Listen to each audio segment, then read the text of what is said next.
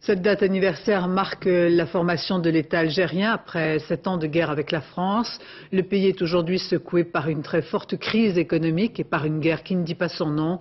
Que d'espoirs déçus. C'est ainsi que la presse algérienne dresse le bilan critique de ces années. Rappel historique, Vincent Nguyen. L'indépendance, l'Algérie y accède après 132 ans de présence française. Mais les débuts de la jeune République dirigée par Ben Bella sont chaotiques. Malgré la fin de la guerre, les attentats poussent les pieds noirs à fuir en masse et le pays manque de cadres. L'Algérie se rapproche de l'URSS et adopte le modèle communiste. Un parti unique, le FLN, et une économie socialiste basée sur l'industrie lourde. Avec Ouari Boumedienne en 65, l'armée prend le pouvoir pour longtemps. En 79, c'est un autre militaire, le colonel Chadli, qui lui succède. Il tente d'ouvrir le pays, mais corruption et crise économique provoquent des émeutes en 88. La répression est terrible, près de 500 morts. En 89, l'Algérie opte pour l'économie de marché et le multipartisme.